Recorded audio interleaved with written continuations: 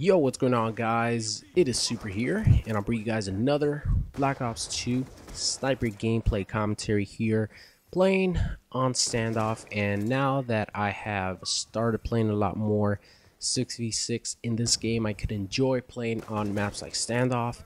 The clip opportunities that you get on this map are just ridiculous, and I have some pretty nice ones for Brotherhood 3. But right here I get a nice little fading quad feed. So if you guys like seeing my gameplay commentaries with some sort of clip in it, make sure you guys like the video.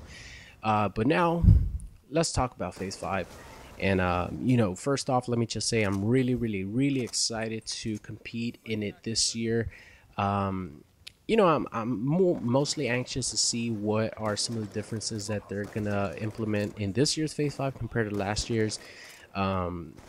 One thing I am going to do that I did last year was do some sort of live commentary session with, me going for clips for the phase 5. Obviously, I can't do like a bunch of them because, no one knows if it's, gonna be somewhat similar to it or just completely different. So I can't really make plans right now, but I'm definitely going to do some sort of live commentary, series when it's actually announced and I know how much time we have to record for clips or whatever the criteria is to move on to the next round and stuff like that. But like I said, guys, I'm extremely excited. One of my favorite things about last year's phase 5 was just seeing some of the clips that people were hitting, man.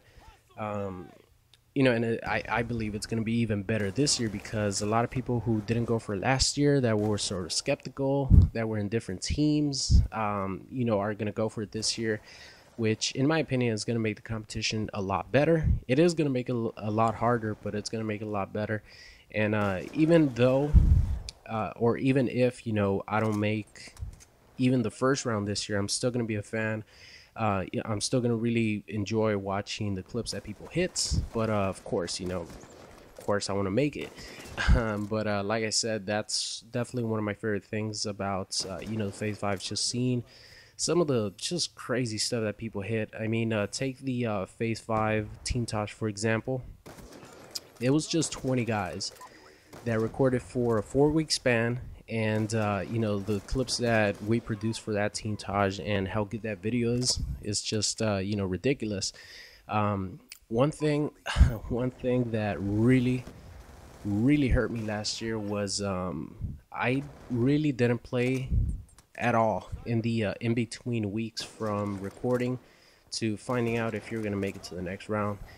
For example, after I made the top 20, after I released my response for the F100, from the day that I uploaded my second response to the day I found out that I made the top 20, that was a 2-week span, and I did not play whatsoever. I didn't even touch my Xbox 360 controller in those 2 weeks, and I think that really fucked me up, for the last round. And I think that's the reason I performed so poorly. Because I had played so much during the initial recording time for the second round. I was playing like 10 hours a day when I could, and because I really wanted to make it. And I played so much that I burned myself out, insanely burned myself out, so I didn't touch my controller for those 2 weeks in between.